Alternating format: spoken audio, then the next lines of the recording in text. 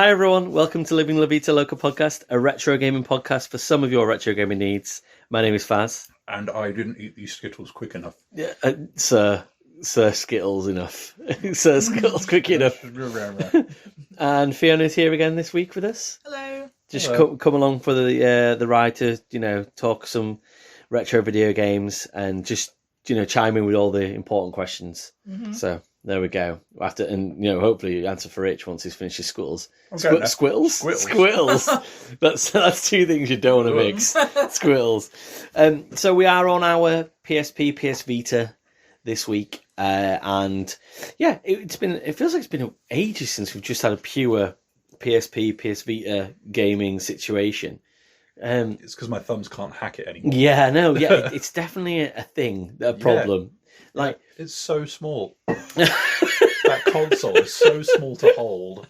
It hurts. I really last weekend I went to Blackpool and with the family, just a sort of seaside resort in the UK, that hopefully should be famous enough for everyone to recognise. And went to. Is this when we found out it was like a Blackpool in Texas? Yeah. Or something? Blackpool, Alabama. Yeah. Stopped in a caravan, the signal in these caravans that have got like the metallic sort of sheen on the windows. Right. Who knew that these metal boxes wouldn't have any internet inside them? Oh. That is in this day and age. And for some reason, the town of Blackpool just has pretty much no 4G, like 5G is off no option whatsoever for that. So I was really glad of having my PSP with me this weekend. Nice. It was It was nice. Me and Sal spent a lot of time watching shit TV. That isn't because it was just like we don't usually do that because you can avoid it normally, but it was unavoidable.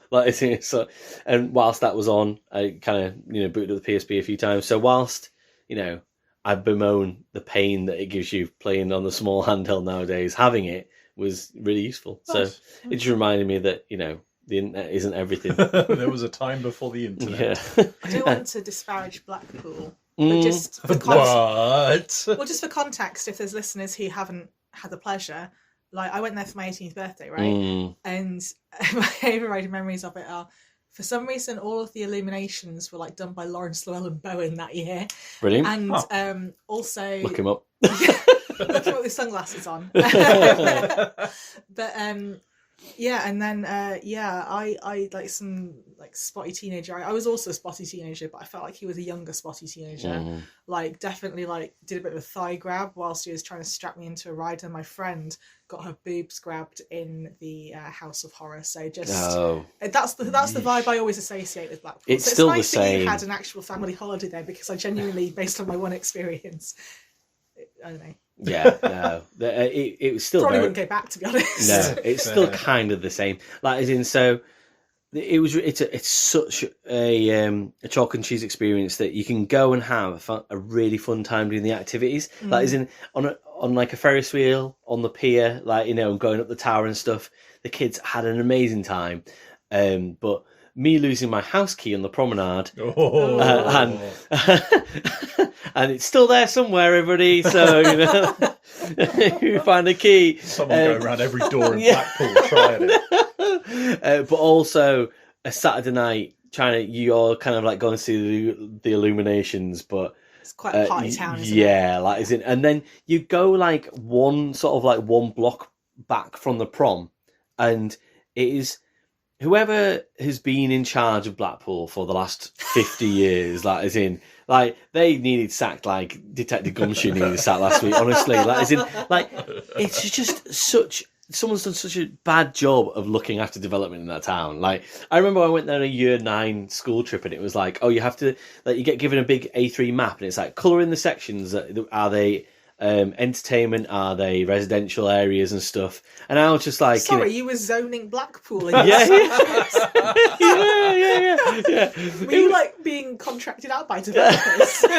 Well, but it sounds like they need your it. fault. Yeah, it sounds like they need it. You may call it maybe blue for sort of anything like Pleasure Beach and sort of any entertainment things, and it was kind of you could just for the residential area, you may colour it red, but really you just want I think you just have to colour it a really dark black. Because it's all just broken down. Horrible. I feel really bad. when you get to the outskirts of Blackpool, it's absolutely lovely. I remember my ex-girlfriend. Sorry, I'm just going to loads of rants about Blackpool. My ex-girlfriend. I remember my dad really offended her dad because they're from Pulton, which is like on the edge of Blackpool, which is a really nice village, and I think that they still considered they were quite like from Blackpool. And I think my dad thought that someone would just agree with him when he went, "Oh, Blackpool's a shithole, isn't it?" to her dad, and he just looked like he'd been slapped in the face. I was like, "This is going well." Yeah, you can only say it if you're from. This is the thing. Yeah, exactly. Yeah, if you're from there, you can say it. I'm going to say it anyway. It was horrible, but like, some of the activities were nice anyway. So enjoyed ourselves. So yeah, back on our handheld consoles. I'm gonna start this week because mine has a sort of tenuous link to something that Rich discussed last week, which was Majora's Mask and the time loopy, timey-wimey situation. And the game I played was Half Minute Hero. So this comes from, and I'll say this now at the start of the review, and it'll loop the background at the end, background at the end of the actual review, right at the end. I think from the sweet spot of 2009 of PSP, I think I mentioned it before that a lot of the games that I find that the best games on the PSP have come from sort of 2009, 2010 era when it's probably 4 or 5 years old and it's found its feet. Just a couple of years before the Vita kind of came in, and it was almost like it was at what it feels like its pinnacle and people were doing their best work. So Half Minute Hero, it was initially a PSP exclusive in Japan. And then it came over to North America, Europe, sort of maybe 6 months after that, sort of 2010-ish. How do you explain what this game actually is? It's mainly an RPG, but it also it's actually split into 4 parts. So you've got Hero 30 as a mode, which is the RPG, which is the main thrust of the game, and it takes about 5 hours worth. And you do get an entire RPG game in 5 hours. I'll explain that in quite a bit of detail. But then you also get these other 3 modes as well, which is Evil Lord 30, which I think, Fiona, and I'm looking at you here, I think that might be something that, the Evil Lord 30 sounds like something you'd be well into. Evil Lord 30, and then which is a real-time strategy sort of section.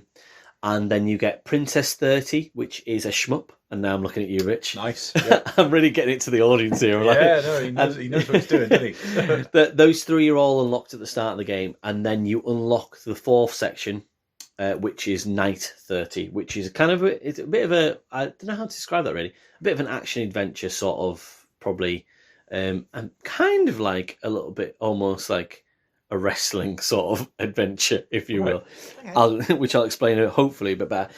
But yeah, the main game is Hero 30, which that is the RPG bit, and that's about 5 hours. The rest of them, I would say, are probably about an hour each, maybe the night one, maybe 2 to 3 hours or something like that. So they're all connected by the Time Goddess and the Ultimate Evil, who is back. Who knew the Ultimate Evil is back? Is that just his name? Is that what his mum called him? He came out and we're like, oh yeah. That is literally all he's referred to as. This is evil. Lucifer, baby boy. Yeah. Just imagine the announcement section of the paper. To Mr. and Mrs. Evil, is born a son. Yeah, she just looks at him and she's like, it looks a bit like a shit. That kid's got an ultimate face. So this seems to be the timeless battle that's going on, the Time Goddess versus the Ultimate Evil. And the Ultimate Evil is trying to end the world, and the way that he's trying to end the world is by casting a spell every 30 seconds to end the world, sort of. Mm-hmm. Which hence the name Half Minute Hero. Mm-hmm. So it's really quite subversive because each of these games is introduced as a beautiful hand-drawn anime, and then immediately it becomes the lowest end of 8-bit gaming you'll ever see. So yeah, very cheeky of the developers to kind of draw you in and think that you're going to play this sort of like beautiful Final Fantasy Tactics looking sort of thing, and actually it just becomes this really kind of like pixelated thing. But it works absolutely fine. Like, it works brilliantly, and I think that they've done a great job of probably thinking about actually what the mechanism of the game is where the quality is, and it doesn't actually matter. You know, we're paying homage to, you know, those old sort of RPGs of, you know, the first Final Fantasies, and actually doing a really great job of the, you know, the quality of the game itself.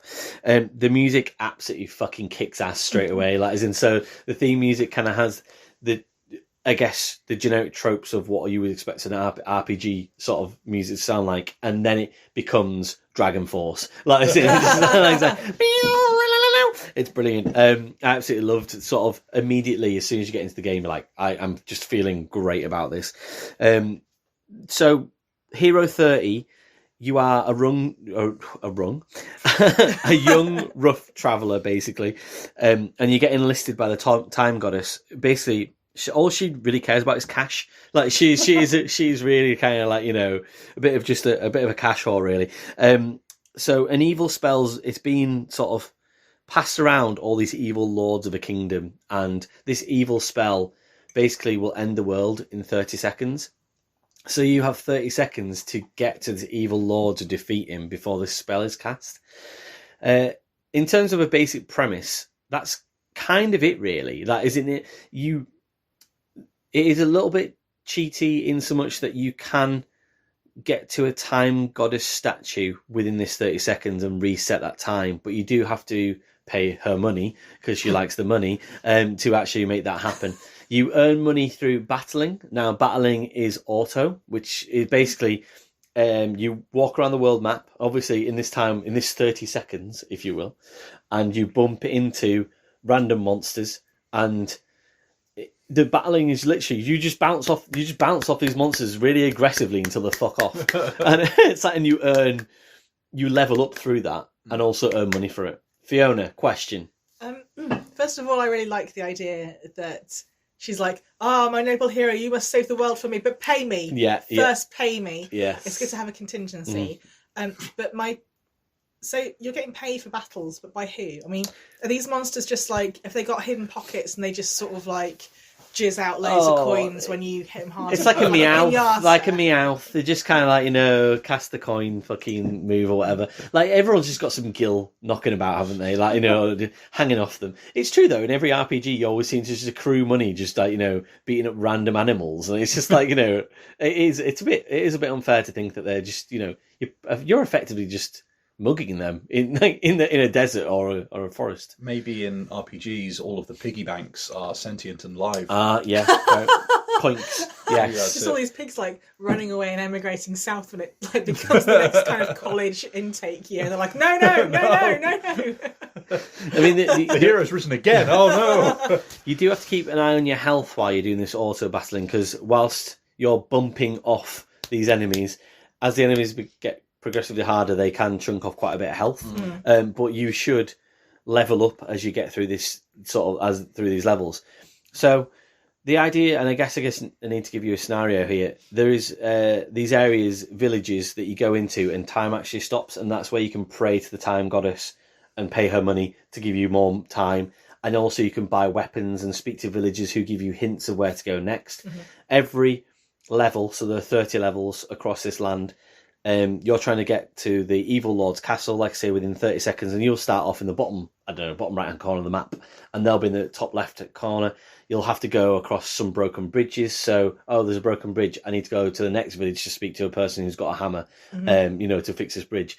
And then the game is really playful and funny. So, for example, then a quote might be like, this guy can fix a whole bridge with one hammer. Brilliant. Like, it's just sort of it, and the fact that the time goddess is sort of like, she's just a really fun bitch. She's just sort of like, you're such a dirty traveller. Like, it's just like, you're like, okay, fair enough. Like, you want me to save the world? Thanks very much.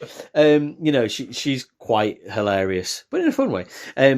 And yeah, so then it'll be like, right, okay, you need to go and go to this next village. So you'll get to the village, you'll go find the guy who's going to give you the hammer to fix the bridge with. You'll pray to the time goddess, but it costs you more money every time as well to then get that next 30 seconds. Oh, wait, there's now a fire in the forest that's in the way, so you have to go to the next village. So you do get that RPG build-up of quests within this, I guess, the 30 seconds, but the 30 seconds becomes 3 or 4 minutes in the end. You'll have to go to the next cave to get a an axe that can slay dragons because there's dragons in this area, you know, and your sword won't act against these animals, and you know, and then it'll be like, oh, there's a straight path here, but if you go through that path, that's got the most difficult enemies, and you have to be leveled up. So you can do lots of grinding, if you will, but the grinding lasts like 10 seconds. Like, you'll just go outside and like bounce around, and then bounce around off loads of sort of enemies, and then you'll go up like however many levels. The consideration you have to give to think, have I got enough time to get to this next cave, to go through this battle, to get this treasure chest, to get back to the village before I have to pray again? Oh, I've got stuck in some swamp mud and that's slowing down, and it's absolutely genius. It's so amazing that in this period of time you have so many RPG sort of tropes and elements happening, and you've just got to react as quickly as possible. I wouldn't say it's particularly difficult, certainly to start off with. As you get further into the game, the ante is upped, and you do find yourself really kind of freaking out with like a second to go to get back to the village just before you can pray. And you get there and you look and you go, I'm about 100 gil or whatever the fuck it is short of praying here. And you're like, have I got a second to get outside, battle something, get back inside of the village? And it's like, you just never know. I've never played anything so fun and intense as this game makes an RPG, and it just gets it over and done with. It doesn't doesn't worry about your sort of side quests and things. It's just they kind of exist, but they all feed into this one concept of you've got to get to this evil lord in this level and defeat them within the 30-second time limit. Obviously, extend out however way you do it as well. So it's worth grinding a little bit, because then you get the better weapons and the better armor and things. And in terms of any skill tree, every single level you're reset to level 1. So you kind of like grind back up again whilst you're in that level. So you can choose to be level 30, level 40, whatever by the end of that level. Or you can choose to sort of grind around enough to be able to get armor that you can pay for to get the best armor to fight the evil lord. But in the end, you can kind of probably skimp on that a little bit as well, because as long as you've got enough to get to the end of that level, it's fine. You do carry over the weaponry, but I'd say that also quite frequently updates itself as you get towards the end of the game as well. So it'd be like, even if you've not done a good enough job of picking up or grinding through weapons, by the time you get to the end of the game, what the villagers are selling to you in that level, if you grind up in that level, you can probably buy a good enough weapon there and then as well. So that is just one section of the game. Any more questions so far, Fiona? It's not a question, it's a comment. It might derail everything.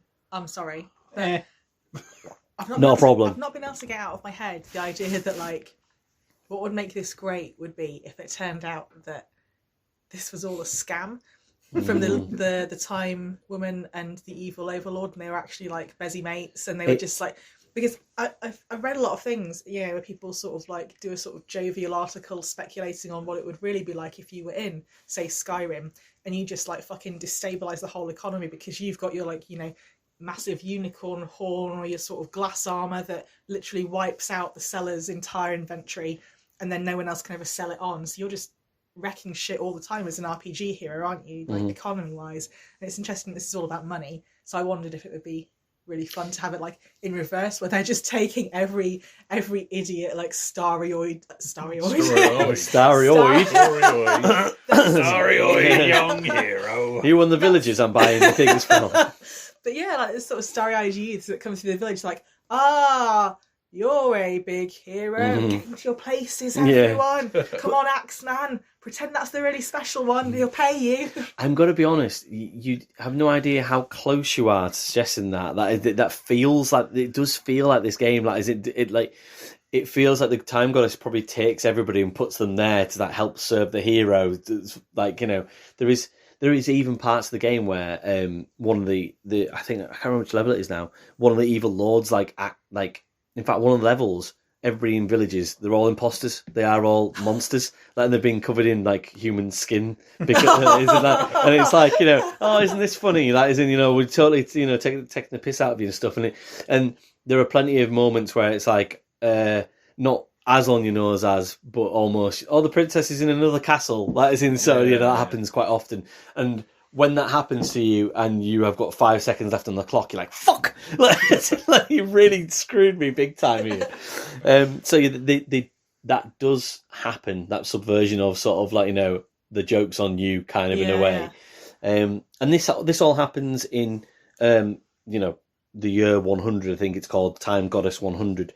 And then you get to the end of that experience, and that alone is one of the best gaming experiences I've ever had on the PSP. It's so brilliant and unique and clever.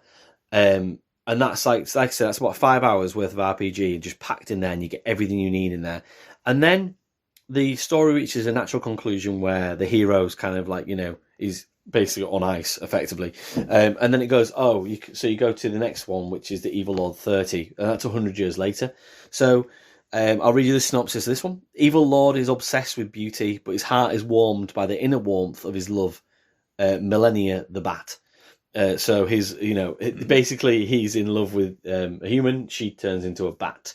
But even though he's very much sort of extremely vain person, he's so in love with this person as the warmth inside. He's still in love with her when she's a bat, which is great. But she's slowly turning into a worse monster, and you're trying to find a cure for that, the Evil Lord. And the arbitrary time limit still exists in this one, because you only get 30 seconds of night to be able to take Milena out with you, to go and basically fix what's happening to her. So every level, and again, it keeps the same concept of having 30 levels. Every level, you basically are trying to get to a point where you're trying to find out how to help Milena to not become a monster. So this is a real-time strategy. You are basically, but it's almost like a rock, paper, scissors situation. So you've got, you at your disposal, you are this Evil Lord, you have magic at your disposal, and you can sort of distribute some brutes, some magicians, or some nimbles, they're called, and then effectively the ultimate evil, like they have the opposite of that, and then you've got to kind of send your army out in the right manner to fight against them. You can also beguile some local wild beasts to help you as well. It's kind of disappointing, this part of the game, if I'm going to be honest. That is in, so I think it gets a bit too messy, and it calls itself a real-time strategy part, this game, and it does say that in the menu. There's too much going on of this rock, paper, scissors situation where you're trying to find the weakness of the enemy at the right time, but then there's loads of levels where everyone just sort of like coagulates, and they're all trying to fight each other and cancel each other out, and you're not really you don't feel like you're in control of that situation. And even when you're not in control of it, you usually come out on top and win. There's not as much challenge in this section as there was in the RPG section, and not as much strategy as there was in the RPG section. But the story's great, and it keeps going. That is, and so it all links in really well. And again, you can imagine the vanity of an Evil Lord in this sort of goofy RPG sort of land and things, and whilst he's sort of talking about the beauty of his, female counterpart who is a bat flying behind him. Like, it's just it's really funny, and they do a really good job of that. But this feels more like, especially because it only took me an hour to do these 30 levels compared to the 5 hours previously. It felt like a mini game more than anything, and it didn't feel really well fleshed out. So that was over and done with. It was okay. That brought the experience down for the first part of the game. Then you get to Princess 30. Shmup, looking at you, Rich. A totally sheltered princess allowed out the castle for a really arbitrary 30-second curfew. Don't really understand. They've really kind of like lost it at that point. The 30-second spell situation in the first game is like, oh, that makes sense. And then the 30-second of night with the vampire, you're like, oh yeah, okay, fair enough. With the sort of bat situation. This literally, like, she just gets shot out of the castle if you like her parents just don't let her back in. That is in. So she's allowed out with a brigade of soldiers and a sort of magical crossbow that makes her into a fucking badass. So she goes from this sheltered princess to just being this absolute, sort of Maid Marian situation. And that's really cool. It's really played for laughs really well. You kind of they lean hard into the stupidity of quests and sort of her incompetence, and then suddenly become this absolutely awesome warrior princess just because she's got hold of this crossbow. Yeah. Her sort of like shtick, if you will, is that you kind of like you control. It's almost like a boat / train, sort of full of soldiers. That if all of your soldiers are alive and well, you go really fast from one end of the level to the other, and all you're doing in this section is kind of completing like fetch quests. Like you're going to try and find, excuse me, initially you're trying to find a cure for your father, the king, who's slowly dying, or is cursed or some shit. And again, it's not really necessary. Since you're less engaged in the story of this one than you were in the previous ones. Yeah, you say that. I think the game is less engaged than it's me. Excuse me. I don't think the game's like sort of super engaged. I genuinely think that you can just tell they kind of like, they find it funny that it's just like, oh, isn't this like a usual trope of like, a princess coming out of her castle and it's her first time out, but actually we're going to give her a crossbow. She's a fucking badass and she's going to go kill a dragon. And she's just turned into this sort of power control sort of freak over all these soldiers and stuff. Like, and she kind of uses them as a flying carpet basically, and like they can die very easily and she just doesn't really give a shit. Like it's really quite funny. And it is a shmup, so you basically have auto fire out of this sort of, I guess, this moving magic carpet that you've got. You've got 30 seconds again to get to your fetch quest. You can get more time by flying over these specific carpets that the time goddess has put out for you. But guess what? She wants some money. So that's like you do have to pay for being sat on these carpets. You get power-ups as well, these little fairy power-ups that can do loads of different cool things with your weaponry. And it's very clever that if you bump into any of the environment as you're going very quickly, or bump into any enemies, or enemies kill any of your soldiers that are carrying you, you lose power and you slow down, which means that you might not get to your goal in 30 seconds, you might not get back to the castle in 30 seconds. Super awesome, really, really fun. Not quite as good as the RPG Hero 30, but definitely something that is like a much better aside than what the Evil Lord 30 section was. So, number 4, Night 30. Basically, this is 400 years after the initial one. You're a knight, you're resurrected by a mysterious sage who enlists you to protect them whilst they cast a spell, and that takes 30 seconds to then clear the area of monsters. So this time round, it's completely flipped. You don't want the time. You want the time to basically get down as quickly as possible.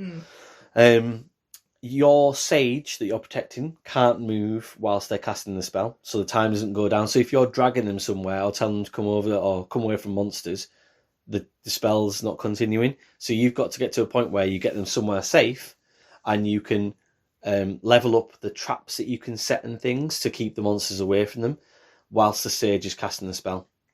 There's also other mechanics where some of the monsters can be hitting a bell that can distract the sage from actually casting the spell. So you've got to go to the middle of a maze, crack that bell before the sage can then actually cast their spell, whilst monsters are also advancing on the sage. So you've got to move them somewhere safe. It's a really cool sort of. And then when the monsters do turn up, and this is where the kind of wrestling sort of thing came in, you kind of just do like sort of body slams on them to keep them away, or spin round on them and like fling them across the map. So yeah, it's a really weird sort of action adventure sort of thing, but it's really cool how you kind of get that inversion of the, right, I need this to go down as quickly as possible. How do I make that happen? And the boss levels are really cool as well, because the bosses come along and they'll be flying across the screen and stuff, so you know where their flight path's going to be when they're coming to attack you. So you've got to drag the sage, right, okay, you've got to cast your spell, great. Oh no, right, someone else is attacking now, or someone started ringing that bell again. Fuck, I've got to go over there, and all I've got is a stick to poke someone with, and it's really fun. And it's this one's played as a buddy cop sort of situation. The sage and the knight, just like the sage is resurrected his knight, so the knight's sort of indebted to the sage, but you can just tell they're just fucking love each other. Like, it's just pals. Just like, he's like the best sage ever. You're the best knight ever. Isn't this great? Just sort of thing. It's just for no reason. And the sages kind of worked out that they're trying to get to the point where they are effectively resurrecting the hero, the princess, and the evil lord from previous times to be able to defeat this ultimate evil with the time goddess. So you complete Night 30, the fourth part of the game. You think, all right, okay, that's that's again really, really good. The mechanics of that picks up really well. So the only part that's kind of sagged so far is Evil Lord 30, and then you get this end game, which is Hero 300, and you get 300 seconds to complete the level, which effectively is your hero has been resurrected. He's just in his underpants. That's all you've got to start off with. And you've got to do so you go back to the RPG, and clearly this is where they go, right, this is the main thrust of the game, the RPG. You're the hero again, and you get the same concept of, right, you've got 300 seconds to get through all these castles, all these different parts of the continent, to be able to get to the ultimate evil, and defeat them. The kicker being that every continent you've only got 60 seconds. So you've got 60 seconds, and then that continent will be destroyed. So then you've got to do everything, you've got 5 times to be able to do it. And that's quite difficult. It's you can tell that's the end game. But the cool thing is that all of your characters that you've picked up previously come along and help you with the adventure as well. So everybody, all the cool powers come along with them. So when you get into all the battling and the leveling up and things, and you go through lots of old bosses as well, they've come back for the fight as well. So yeah, it's such a fucking cool game. It's just that I guess it goes back to that, just the core mechanic of having that time limit of getting all these different types of games together and making it fit to this mechanic. And apart from Evil Law 30, which gives it is a little bit worse than the rest of it, it just does such an amazing job of making that work. I can't believe how well it's done. Like, as in almost, just like when I picked it up and I'd heard really good things about it, I didn't expect it to be as good as it was, really. And there is a little bonus one at the end as well called Hero 3. You can probably guess what happens in that one. Now, it is doable. You literally you ping around some villages very, very quickly to get to pray to the time goddess. But in 3 seconds, you've got to go through, battle through some animals to get some time. To get some money to get some more time. And it's a bit crazy, but that it's it's a really lovely sort of little bonus at the end. So overall, it's part Final Fantasy, part Turnip Boy, which I've kind of presented previous in the podcast. Yeah. Part Vampire Survivors, we've talked about before. Part Zelda, which obviously comes back to last week with Majora's Mask. Is this a 10 out of 10 game? It's probably a 9 out of 10 because the Evil Lord bit, I think, sags. But I am going to say this is the best game I've ever played on the PSP. Ooh. So, yeah. It's a 9 out of 10 game, but it's definitely the best game I've ever played on the PSP. Just a perfect week of gaming. Just enjoying this. It was wonderful. Nice. Sorry, I spoke a lot there, but I said a lot of notes. There's a lot of mechanisms. Honestly, people do that, it's awful. But yeah, if you've never played it and you want to play an RPG that effectively and a shmup and an action adventure and a real time strategy, and it's all done within 11 hours. It's which is exactly what I want out of my gaming. So gaming buffet. Yeah. But yeah, cool. Nice. That's nice, me. Nice. What have you been playing this week? Turn, I've run out of words. I'm like, run out of Vita words. Vita. So yeah, I am going to talk about Odin Sphere, Leifthrasir. Odin Sphere. I'm going to talk about Odin Sphere. So this was by Vanillaware, which I've talked about Dragon's Crown and stuff like that at length. So this was one of their early ones. This was originally 2007. Came out on the PS2, and this was a remake on the Vita from 2016, I believe. And it kind of again ties to what we were saying about Majora's Mask and stuff like that. Where we touched on the kind of notion of fairy tales and all that. So there's a bit of a framing device with this where you initially start as a small girl in a library, and you just pick up a book from the floor, and you can play with a cat as well if you like, which is nice, and sit and start reading a story about a Valkyrie. And there are various characters. You play through these short stories, and it kind of all builds and culminates, and it almost like it kind of reminded me of weirdly Pulp Fiction. All right, in a way, and how these kind of, you have these separate character stories, but they kind of intersect and cross each other in different ways. And you might go through a similar space, but it'll be before that other character or just after, and you've seen the aftermath, and it's things like that. So full disclosure, because I was trying to play this when I was ill, I've only got about 6 or 7 hours of it under my belt, and I think it's meant to be about a 30-odd hour RPG. Oh, right, okay. So this is basically a kind of first impressions Mm-hmm. kind of thing, right? But first impressions are good. Yeah. So you have these characters. Obviously, I say obviously, as a Vanillaware game, they've got a very distinctive art style. You know, it's very painterly. The characters kind of move in a way that reminds me of somewhere between like shadow puppets and like old like flash animation and stuff like that.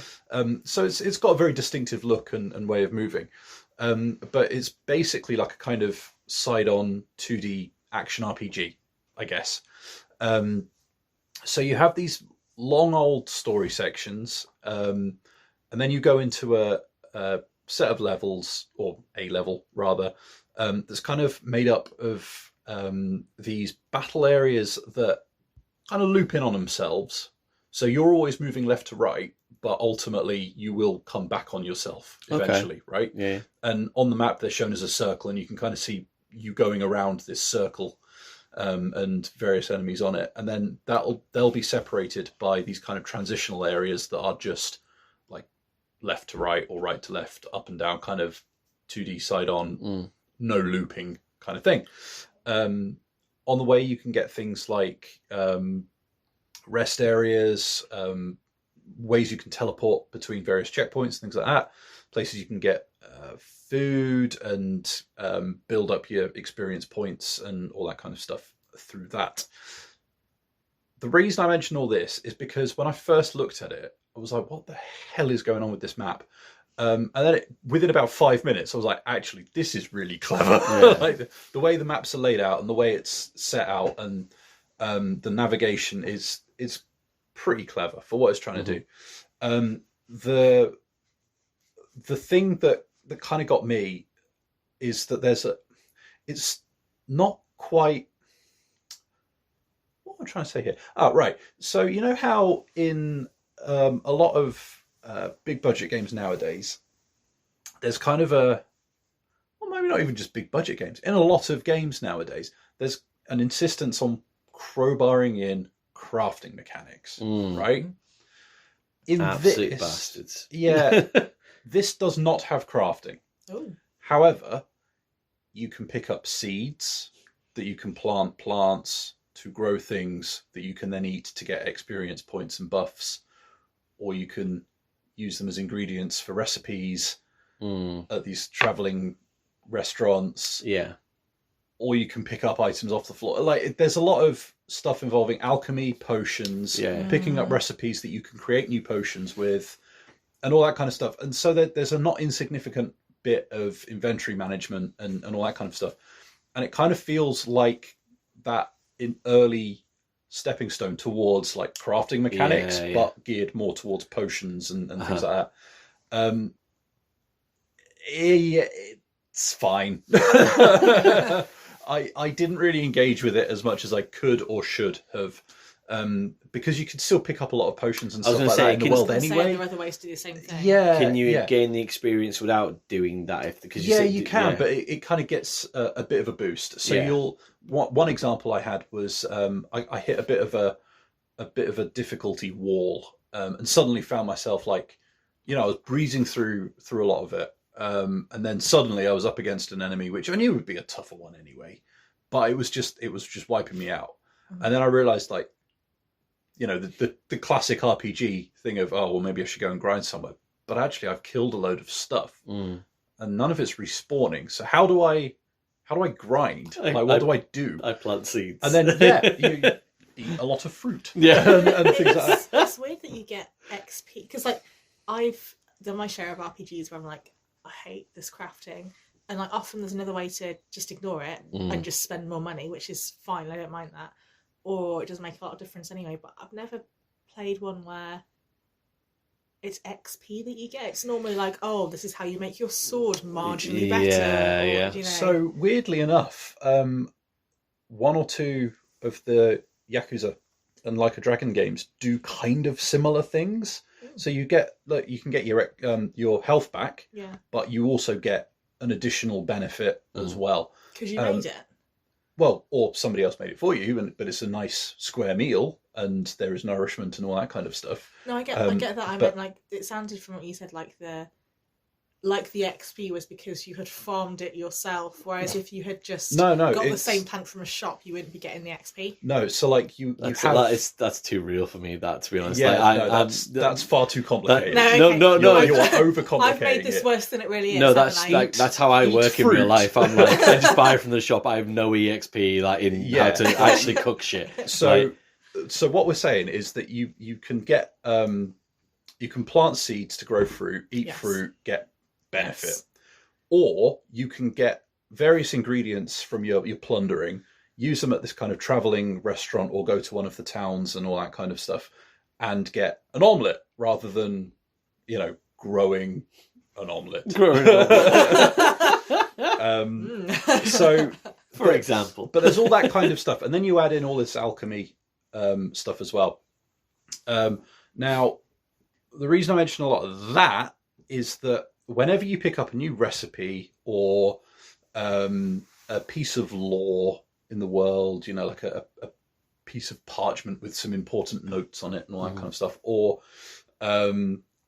crystals that will grant you additional spells and powers that you can use, all that kind of stuff, the game slams the brakes on and you have to watch this elaborate animation where it unfurls and or you see this thing, or it even goes through, like at one point it literally brings up the pause menu, goes to the menu option, goes into the skills menu and shows the unlocking of the skill, and then leaves you there. And all that. It's like, okay, I just finished a fight, so sure, but at the same time, like, it's like the 9th time you've done it now. Can we stop? No? Okay, cool. So it feels like it's got a little bit of a pacing thing. The other issue I kind of stumbled into with it, and I think it's partly because of the fact that it wants to be played more like an RPG, where I was playing it more like Dragon's Crown, which is kind of more like a side-scrolling beat-em-up, really. And I think me and it weren't really meeting in the middle, and there is a lot to like about it. So, I mean, the thing that got me is that the combat system is kind of elegant with it. So you have a lot of, you basically have one like main attack button, but it works with directions and things like that. You've got lots of options for various spells and skills and stuff like that you can use, but you have limited options when it comes to setting shortcuts on the buttons you've got. So you either go into a menu and select the one you want to use, or you set a shortcut and use kind of a more limited palette. Right, okay. Or you find a middle ground. So I ended up relying on my shortcuts more, but it did mean that you could go in and you could do like crazy like air combos and stuff like that, which if it was in a proper fighting game, I would stand no chance of ever being able to pull off ever. But like, it was really satisfying having this like horde of enemies in front of you and just carving through them. And when it was firing on all cylinders, yeah, it was great. And then you add in stuff like the potions that you've made or found and all that. And, you have the makings of a combat system that could be really, really engaging. So, yeah, there is a lot to like about it. But it does have that tendency of just kind of slowing up, and it will give you a story section and all that kind of stuff. And I think what would make or break it long term is that story. And if you're invested in it, great. Yeah. If not, I could see how it would get a little bit repetitive. Fiona, you have a question. Well, it's just, I was already thinking about it, and then that made me think about it more. Yeah. Obviously you've not played very much of it yet, so you might not be able to answer this with full authority. But from what I saw of it, I think I made some assumptions, like, judging a book by its cover. And I thought, wow, that looks really pretty. And then I was like, oh God, it's going to be one of those games where like, you just have to learn loads and loads of, everyone's got like a oldie worldy European name that doesn't quite sit right because it's just a sort of fantasy world that no one's thought of. I don't mean no one's thought of that, but there's sometimes that kind of really clunky, and I'm thinking Final Fantasy 12, where everything was like weirdly Shakespearean. Yeah. Everyone is a Sir something or other, because I saw a bit of dialogue that looked quite like prithee, thou'st kind of, and that can, for me at least, that can really grate. So I was just wondering how that was so far, and if that was a right impression or if it's not actually like that. I think you got unlucky. I think you got unlucky with the bit you saw. There's one character in particular who does have a tendency to stray into talking like that, but he doesn't do it terribly often. Okay. There's a definite like Norse streak to it. So Odin is probably the character that you saw that line of dialogue from. It's not inaccessibly written. So that Final Fantasy, I remember seeing bits and bobs of it, and I'm like, that sounds like they're trying to write Shakespeare and failing. It's not like that. Yeah. Down the stretch, I could see how, you know, the plot would possibly run out of steam, but at the same time, there's a lot of threads they can pull on to get some interesting stuff, and it doesn't muck about. It's in there pretty quickly with some pretty heavy themes. Like there's a not insignificant plot point very early on where the character you're playing as is basically happy to embrace dying on the battlefield if it means she can finally secure the love of her father and stuff like that. That's a lot to and unpack. it is a lot, like straight out the gate. So it's trying to deal with some pretty heavy stuff. And then, you know, you start unlocking other character stories, and, you know, you get down the realms of, you know, forbidden love and, you know, identity theft and, well, I guess Shakespearean themes. But it's not written in an inaccessible way. But I could see how it would be the kind of stuff that could leave people cold if they were going in expecting something like Dragon's Crown and just being able to wail on things constantly, rather than, you know, a story that's going to meditate on difficult stuff. That said, I can absolutely see why, if it is going to be your bag, you're definitely going to be there for it. And it's also like, because I like Vanillaware's approach. I like their art style. They have really pretty games to look at. And I made a point of picking up another couple recently, like Unicorn Overlord and 13 Sentinels and things like that.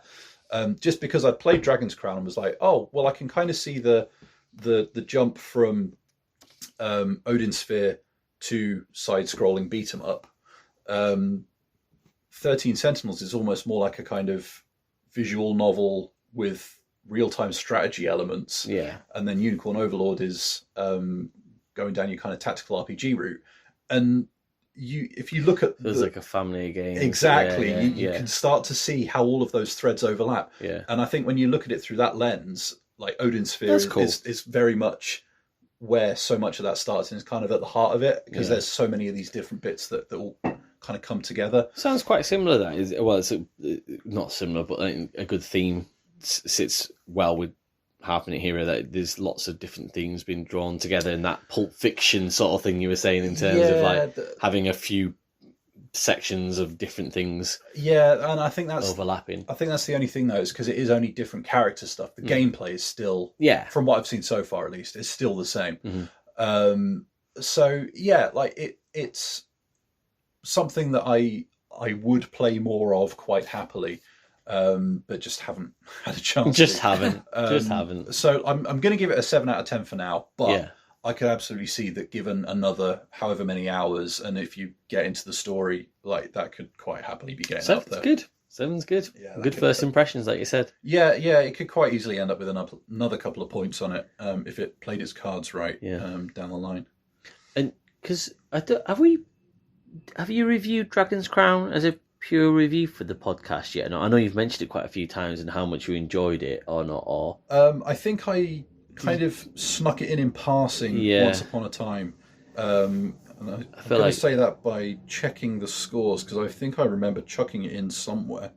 Because did we say, was it on that podcast where we were like, we just threw like, where we went to Slam Dunk? I can't remember, we threw like a bunch of like scores in, and you gave it a really great score. Yeah, I've given it a 7 there, which in hindsight I think is low. Okay.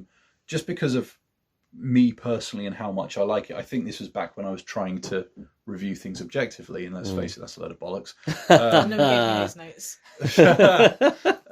I think for me personally, Dragon's Crown would be higher than that, at least by comparison. Yeah.